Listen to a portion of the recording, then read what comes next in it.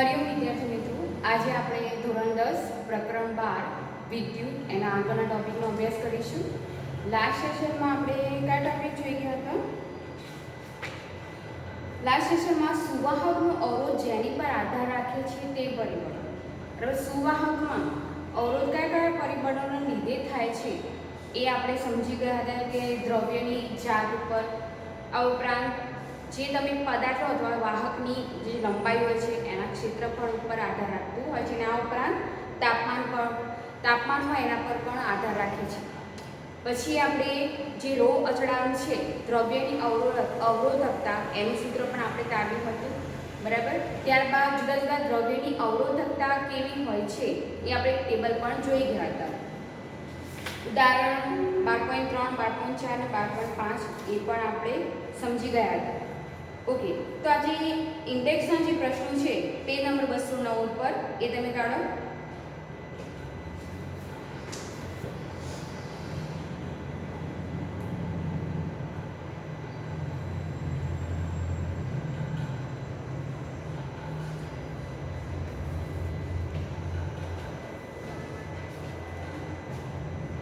Page number 209 ઉપર વાહકનો અવરોધ કઈ બાબતો પર આધાર રાખે છે?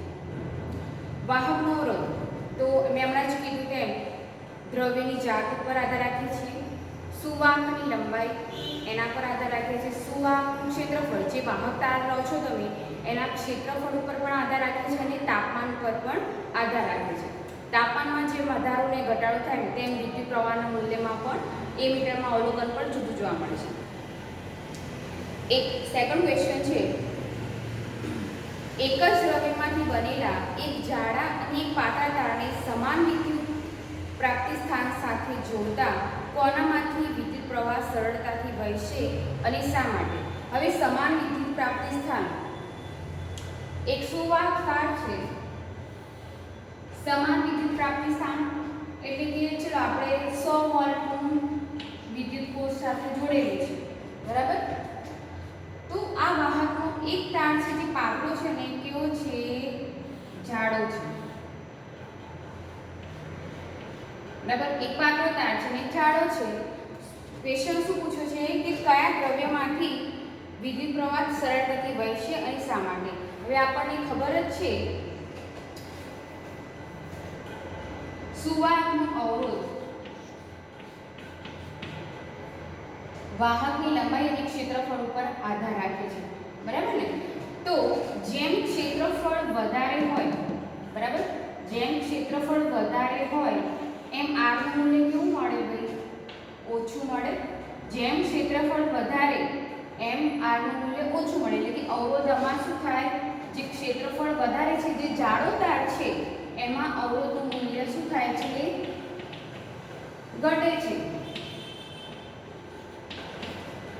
બરાબર, એનું ક્ષેત્રફળ વધારે તો ઓબ્વિયસલી r નું જે મૂલ્ય મળશે એ લખવાની કરીશું તો કેવું મળશે? ઓછું મળશે, એટલે અવરોધ મૂલ્ય ઘટે છે. તો કયા તારમાં વિદ્યુત પ્રવાહ સરળતાથી વહી શકશે?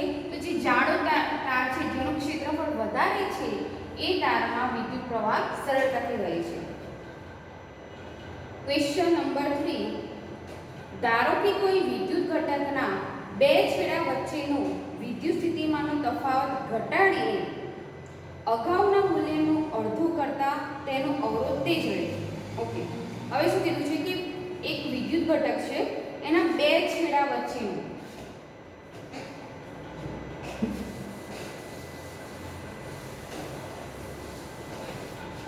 એક વિદ્યુત ઘટક છે એના બે છેડા વચ્ચે આપણે વોલ્ટમીટર V જોઈન્ટ કરી દીધું છે V.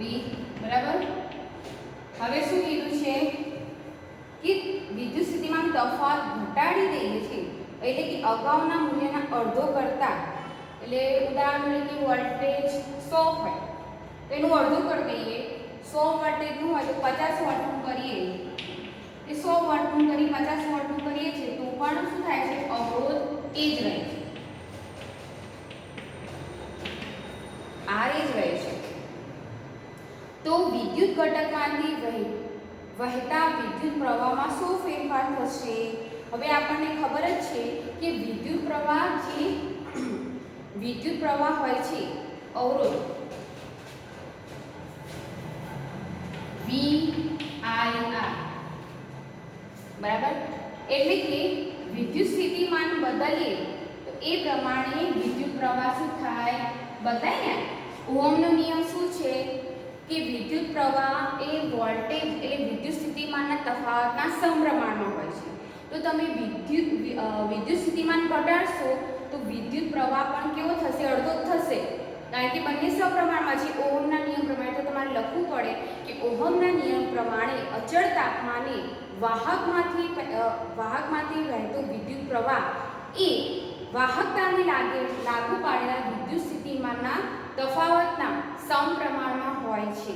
એ આપણને ખબર છે. આથી કહી શકાય કે વોલ્ટેજ આપણે બદલીએ કે વિદ્યુત સ્થિતિમાન તફાવત બદલીશું તો વિદ્યુત પ્રવાહનું મૂલ્ય પણ કેવું થશે, બદલાશે. તો અહીંયા વોલ્ટેજ કેવું કરીએ છીએ આપણે, અડધું કરીએ છીએ. વોલ્ટેજ જેનું મૂલ્ય તો એના કરતાં અડધું કરીએ છીએ, વિદ્યુત પ્રવાહ પણ શું થશે, અડધું થશે. બરાબર ને. તમારે આ બ્રીફલી આ ડિસ્ક્રિપ્શનમાં લખવું પડે જે કારણ છે. ઓકે. Question number 4. શા માટે ટોસ્ટર તથા વિદ્યુત ઇસ્ત્રીની કોઇલ શુદ્ધ ધાતુની ન બનાવતા મિશ્ર ધાતુની બનાવવામાં આવે છે? ઓકે. તો અહીંયા આપણે શું આવશે, લોજિક શું આવશે કે મિશ્ર ધાતુ છે. તો હવે આપણને ખબર જ છે કે દરેક દ્રવ્યની અવરોધકતા જુદી જુદી છે. ધાતુમાં સૌથી વધારે વિદ્યુતના શું વાહક હોય છે, તો એમાં દ્રવ્યની અવરોધકતા કેવી હોય છે, ઓછી હોય છે. પણ ધાતુમાં પણ અલગ અલગ ધાતુમાં દ્રવ્યની અવરોધકતા જુદી જુદી છે. આપણે ટેબલ આગળનું જે ટેબલ જોઈ ગયા કોષ્ટક 12.2, બરાબર, એમાં જુદા જુદા જો પેલા વાહકો આપ્યા છે, એમાં ધાતુ આપી છે, તો એમાં દરેકની અવરોધકતા અલગ અલગ છે. તો અવરોધકતા જેમ ઓછી એમ શું થાય કે વિદ્યુત પ્રવાહ ઝડપથી વહી શકે, સરળતાથી વહી શકે.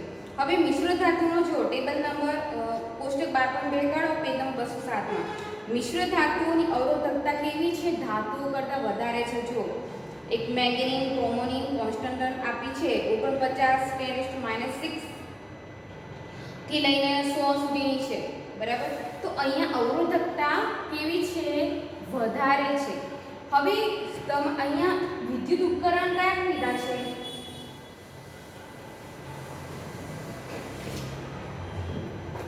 ઇસ્ત્રી અને ટોસ્ટર.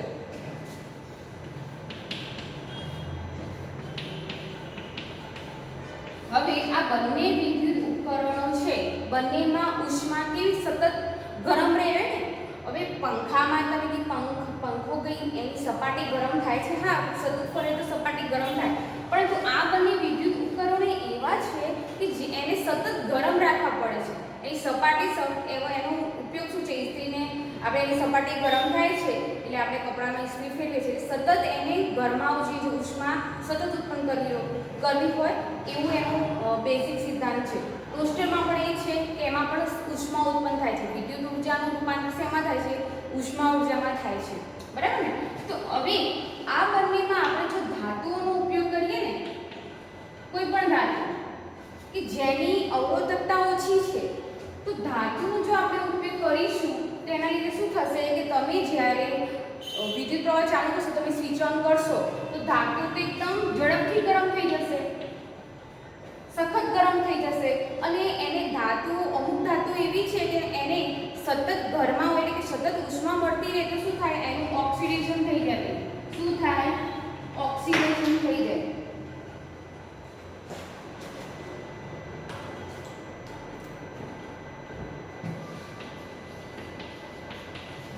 અને બીજા કોઈ દ્રવ્યમાં રૂપાંતર થઈ જાય.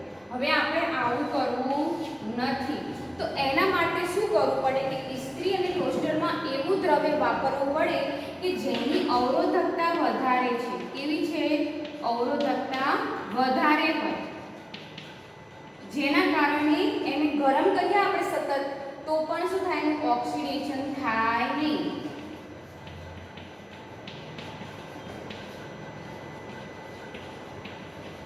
ઓક્સિડેશન થાય નહીં. એના કારણે એનું જે ઉપકરણનો ખરેખર જે ઉપયોગ છે એ શું કરે, કાર્બન નીવડી શકે. હવે મિશ્ર ધાતુઓની અવરોધકતા વધારે છે, મિશ્ર ધાતુની અવરોધકતા વધારે છે એટલે એને સતત આપણે જ્યારે ઉપકરણ ચાલુ કરીશું તેનું ઓક્સિડેશન થતું નથી, બરાબર ને? એટલા માટે ઇસ્ત્રી અને ટોસ્ટરમાં મિશ્ર ધાતુનો ઉપયોગ કરવામાં આવે છે. હવે દ્રવ્યની આપણને એમ કીધું કે દ્રવ્યની અવરોધકતા વધારે અને વિદ્યુત પ્રવાહ થોડો ઓછો હોય, બરાબર ને? પરંતુ અમુક ઉપકરણો માટે અવરોધ જરૂરી છે. અમુક ઉપકરણો માટે અવરોધ જરૂરી છે. તો અવરોધ વધારે હોય તો પણ કાર્બન નીવડી શકે. અહીંયા મિશ્ર ધાતુઓમાં શું થાય, અવરોધ વધે છે પણ ઓક્સિડેશન થતું નથી. અને હવે તમે ઇસ્ત્રીમાં મિશ્ર ધાતુનો ઉપયોગ કરો, સતત ચાલુ રહેશે પણ ઓક્સિડેશન થતું નથી. એટલા માટે ઉપકરણ લાંબા સમય સુધી ચાલી શકે છે. એટલા માટે મિશ્ર ધાતુઓનો ઇસ્ત્રી અને ટોસ્ટર જેવા ઉષ્મીય ઉપકરણો માટે એનો ઉપયોગ કરવામાં આવે છે. Okay, question number 5. નીચેના પ્રશ્નો ઉત્તર ટેબલ તમારે જે આપ્યું છે 12.2 એની આપેલ માહિતીની મદદથી આપણે સોલ્વ કરવાનું છે. પહેલું છે કે લોખંડ તથા પારામાંથી કયું વધારે સારું વાહક છે? કયું વધારે સારું વાહક છે? તો ઓબ્વિયસલી જેની અવરોધકતા ઓછી હશે એ વાહક તરીકે સારું હોય. લોખંડની અવરોધકતા કેટલી છે? જુઓ, 10 × 10⁻8 છે. અને પારાની કેટલી છે? 94 × 10⁻8. તો અહીંયા અવરોધકતા કોની ઓછી છે? લોખંડની અવરોધકતા ઓછી છે, એટલા માટે એ સારું વાહક છે. ઓકે, હવે ટેબલ આખું જે ટેબલ આપ્યું છે એમાં સૌથી વધારે કયું દ્રવ્ય સૌથી શ્રેષ્ઠ વાહક છે? તો જેની અવરોધકતા સૌથી ઓછી હોય તો ટેબલમાં કયા દ્રવ્યની અવરોધકતા સૌથી ઓછી છે? ચાંદીની અવરોધકતા કેટલી આપી છે? 1.60 × 10⁻8. સૌથી બાકીના દ્રવ્ય કરતાં સૌથી ઓછી છે, તો ચાંદીની એક શ્રેષ્ઠ વાહક તરીકે ગણાય છે. ઓકે, તો અત્યાર સુધી આપણે દ્રવ્યની અવરોધકતા જોઈ ગયા, બરાબર? એને લગતા પ્રશ્નો પણ આપણે સોલ્વ કરી દીધા છે. હવે આ ચેપ્ટરનો મહત્વનો ટોપિક આવશે કે અવરોધકોના તંત્રનો અવરોધ. અવરોધકોના તંત્રનો અવરોધ. તો અવરોધનું જોડાણ કેવી રીતે કરવામાં આવે છે? વિદ્યુત પરિપથમાં અવરોધનું જોડાણ કેવી રીતે કરવામાં આવે છે? કાં તો શ્રેણી જોડાણ હોય, કાં તો સમાંતર જોડાણ હોય. સિરીઝ કનેક્શન અથવા પેરેલલ કનેક્શન આવે.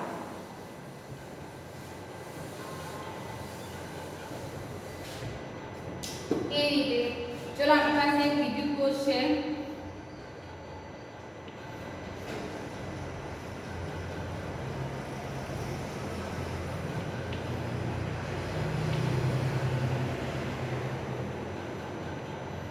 બરાબર, +2 -2. હવે આ વિદ્યુત પરિપથમાં પ્લસથી વિદ્યુત પ્રવાહ વહેશે. સ્ટાર્ટિંગ અહીંયાથી થશે પ્લસથી માઇનસ તરફ રહેવા છે પ્રમાણે. ઓકે, હવે આપણે આ વિદ્યુત પરિપથમાં શું કરીશું?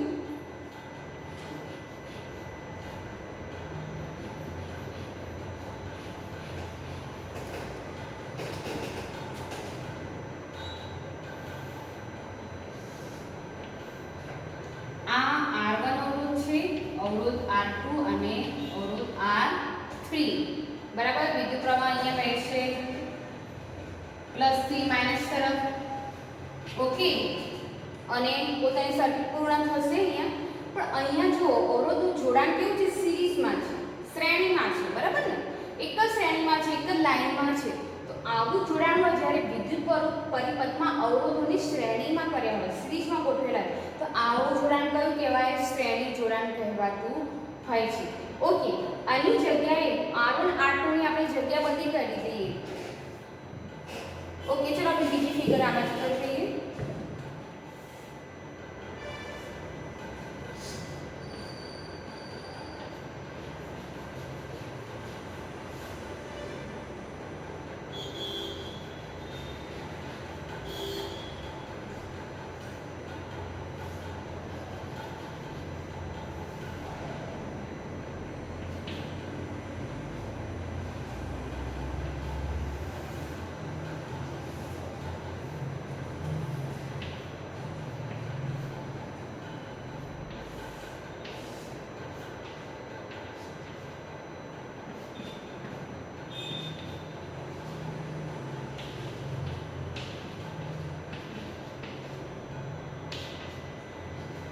ઓકે, તો હવે અહીંયા શું હતું કે સિરીઝમાં જોડાણ હતું અવરોધોનું. અહીંયા જોડાણ કેવું છે? પેરેલલ છે, એટલે કે એકબીજાને સમાંતર રહે છે, સામ સામે રહે છે. અવરોધો બધા કેવા છે? સામ સામે રહે છે. તો આ જોડાણ કયું છે? સમાંતર જોડાણ.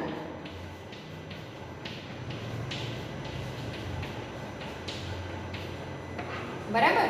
અને અહીંયા શું છે? શ્રેણી જોડાણ.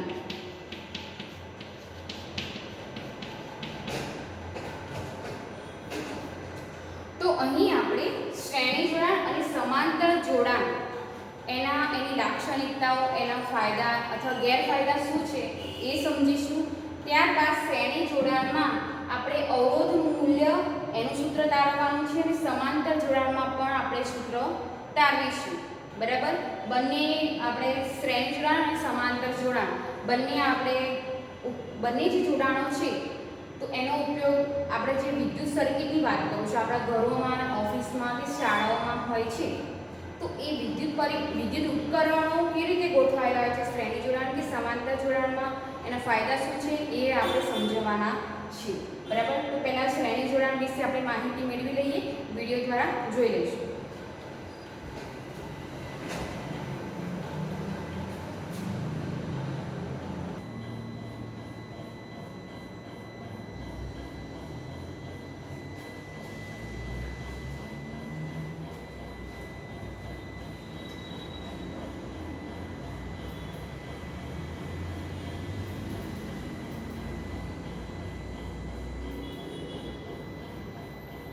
અવરોધકોના તંત્રનો અવરોધ.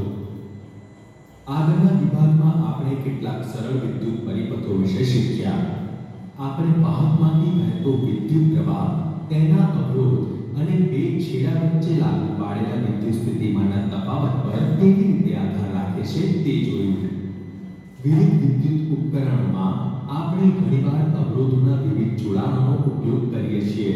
તેથી આપણે આ અવરોધોના સંયોજનો પર ઓહમનો નિયમ કેવી રીતે લાગુ પાડી શકાય તે જોવા માંગીએ છીએ. અવરોધોને એકબીજા સાથે બે રીતે જોડી શકાય છે.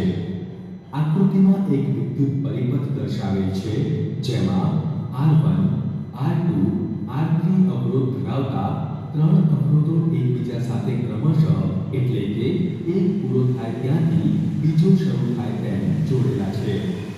અવરોધોના આવા જોડાણને શ્રેણી જોડાણ કહે છે. હવે આ આકૃતિ જુઓ.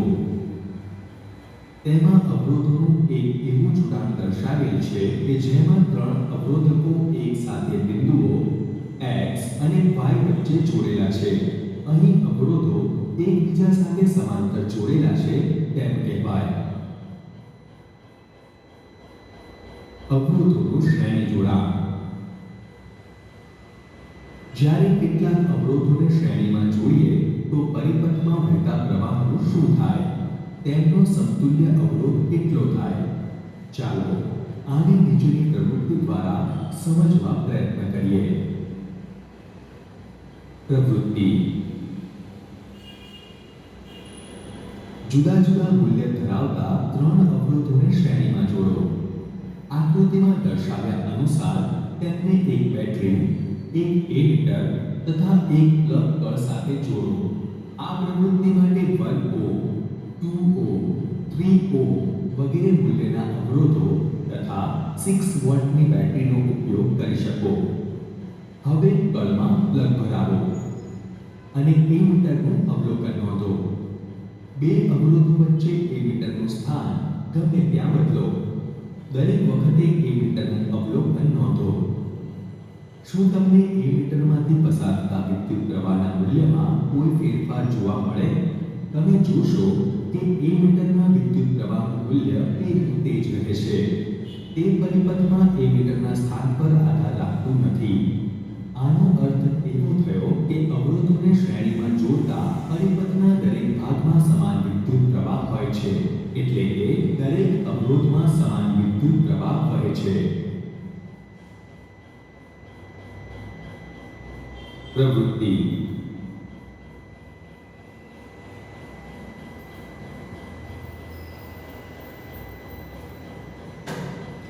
વિદ્યાર્થી મિત્રો, અહીંયા શ્રેણી જોડાણમાં અવરોધોને જોડ્યા હતા. ઓકે, પ્રવૃત્તિમાં શું બતાવ્યું છે કે જ્યારે આપણે અવરોધોને શ્રેણીમાં જોડીએ કે સમાંતર જોડાણમાં જોડીએ ત્યારે ઓહમના નિયમની ચકાસણી આપણે કરવી છે કે અવરોધનું મૂલ્ય કેવું હોય છે, પછી વિદ્યુત પ્રવાહમાં ફેરફાર થાય છે કે નહીં, વિદ્યુત સ્થિતિમાનનો તફાવતમાં ફેરફાર થાય છે કે નહીં, એ આપણે ચકાસવું છે.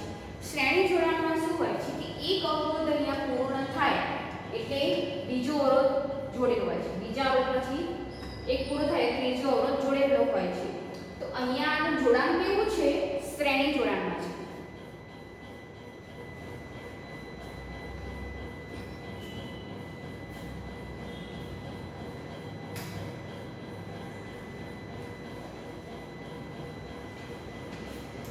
બરાબર. હવે પ્રવૃત્તિમાં શું કીધું કે શ્રેણી જોડાણમાં જ્યારે અવરોધોને આપણે જોડીએ છીએ ત્યારે હવે એ મીટર શું માપે? એ મીટર વિદ્યુત પ્રવાહનું મૂલ્ય માપે છે. તો શું કરવાનું છે કે વિદ્યુત પ્રવાહ આપણે એમીટરનું સ્થાન પરિપથમાં બદલીને એમીટરમાં અવલોકન આપણે નોંધવાનું છે. તો સૌપ્રથમ આપણે શું કરીશું? અહીંયા જુઓ કે અહીંયા વિદ્યુત કળ આપેલી છે, બરાબર, બેટરી છે. હવે બેટરી પછી હવે એમીટરને હંમેશા વિદ્યુત પરિપથમાં શ્રેણી જોડાણમાં જ જોડવામાં આવે, સિરીઝમાં હોય. જો અહીંયાથી જાય છે શ્રેણીમાં જ આવશે, બરાબર ને? એમીટરને શું કરવું પડે? હંમેશા શ્રેણી જોડાણમાં જોડવું પડતું હોય છે. તો અહીંયાથી વિદ્યુત પ્રવાહ આવ્યો કે આપણે વિદ્યુત પ્રવાહનું મૂલ્ય અહીંયા માપી શકીએ છીએ. તો પહેલી વખતે અહીંયા સ્થાન મૂક્યું છે આપણે, બરાબર. તો એ વખતે આપણે વિદ્યુત પ્રવાહનું મૂલ્ય માપવાનું છે. હવે શું કરવાનું છે? બેટરી અને અવરોધની વાહકની વચ્ચે આપણે એ મીટર મૂકવાનું અને અવલોકન નોંધવાનું કે કેટલું અવલોકન આવે છે. ઓકે, એ મીટરને ફરી પાછું શું કરીશું કે બે અવરોધોની વચ્ચે આ અવરોધ છે અને આ અવરોધ છે, એની વચ્ચે એ મીટરને આપણે શ્રેણી જોડાણમાં જોડી દઈશું. આ બેની વચ્ચે આપણે મૂકી દેવાનું એ મીટર, જોડાણ કરી દઈશું અને એ મીટરમાં આપણે અવલોકન નોંધવાનું છે. ત્યારે શું આવે છે જોઈએ. પછી સેકન્ડ થિંગ, ફરીથી એ મીટરને અહીંયાથી કાઢીને ફરી આ જે કનેક્શન છે એમ જ રાખવાનું. એ મીટરને અહીંયા શું કરીશું? બે અવરોધોની વચ્ચે ફરી આપણે મૂકીશું. જે બે અવરોધોની વચ્ચે આપણે એ મીટરને મૂકવાનું છે અને અવલોકન શું આવે છે નોંધવાનું છે. તો અહીંયા દરેક વખતે જ્યારે એ મીટરનું સ્થાન બદલીશું ને તો એ વખતે એ મીટરમાં વિદ્યુત પ્રવાહનું મૂલ્ય કેવું આવે છે? સમાન જ જોવા મળતું હોય છે. સમાન જોવા મળે છે દરેક જગ્યાએ. આપણે એ મીટરનું સ્થાન ગમે ત્યાં મૂકીએ, બરાબર, અહીંયા મૂકીએ, તો ગમે ત્યાં મૂકીશું તો પણ વિદ્યુત પ્રવાહ કેવો હોય છે? એટલે કે વિદ્યુત પ્રવાહ મૂલ્ય સમાન આવે છે. તો એના પરથી શું કહી શકાય કે શ્રેણી જોડાણમાં વિદ્યુત પ્રવાહ સમાન રીતે વહે છે. અવરોધો તો મૂક્યા પણ દરેક જગ્યાએ સમાન રીતે વિદ્યુત પ્રવાહ વહેતો હોય છે. કે તમે ઉદાહરણ તરીકે અવરોધ મૂક્યો છે એની જગ્યાએ આપણે બલ્બ મૂકી દઈએ, અહીંયા બલ્બ મૂકી દઈશું, એક બીજો બલ્બ અહીંયા મૂકી દઈશું, તો દરેકમાં બલ્બ છે સમાન રીતે પ્રકાશિત થશે. કારણ કે વિદ્યુત પ્રવાહ કેવી રીતે વહે છે? સમાન રીતે વહેતો હોય છે. તો આ પ્રવૃત્તિ પરથી આપણને ખબર પડશે કે શ્રેણી જોડાણમાં વિદ્યુત પ્રવાહ સમાન રીતે વહે છે. ભલે તમે અવરોધો જેટલા મૂકો અથવા વિદ્યુત ઉપકરણ જેટલા પણ મૂકશો, ઉદાહરણ તરીકે જો આ બેટરી 6 વોલ્ટેજની છે ને, અહીંયા 6 વોલ્ટેજની છે, તો વિદ્યુત પ્રવાહ પણ અહીંયા એ પ્રમાણે વહેતો હોય છે. મૂલ્ય કેવું આવે છે? 6 વોલ્ટેજ. હવે V ચલે છે I, ખબર જ છે, વિદ્યુત સ્થિતિમાન તફાવત હોય એટલો વિદ્યુત પ્રવાહ વહેતો હોય. તો અહીંયા શું થશે કે 6 વોલ્ટેજનું છે તો અહીંયા પણ 6 વોલ્ટેજ, અહીંયા પણ 6 વોલ્ટેજ વિદ્યુત પ્રવાહનું મૂલ્ય મળે છે. એટલે કે અવરોધની જગ્યાએ આપણે બલ્બ મૂકીશું તો બલ્બ પણ સમાન રીતે પ્રકાશિત થાય છે. તો આ બેઝિક તમને નોલેજ હોવું જોઈએ કે શ્રેણી જોડાણમાં વિદ્યુત પ્રવાહ સમાન રીતે વહે છે. એ પ્રવૃત્તિ દ્વારા સાબિત કરો તો તમારે વિદ્યુત પરિપથ બદલી દેવાની અને પછી તમારે લખવાનું કે એ મીટરનું સ્થાન ગમે ત્યારે બદલે પણ અવલોકન કેવું આવે છે? સરખું આવે છે. તો તારણ બદલી દેવાનું. શું તારણ આપણે જોયું કે વિદ્યુત પ્રવાહ સમાન રીતે વહે છે. તો આ શ્રેણી જોડાણની મુખ્ય લાક્ષણિકતા છે, બરાબર. ઓકે,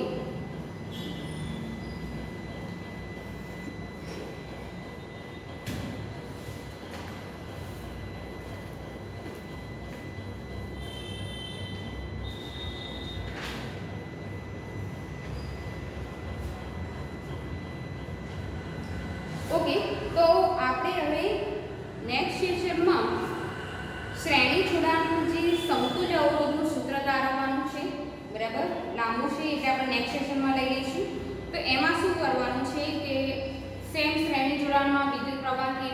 આપણે ઓહમનો નિયમ લાગુ પાડીશું અને સૂત્ર તારવાનું છે. તો તમારે આજના સેશન માટે હોમવર્કમાં શું છે?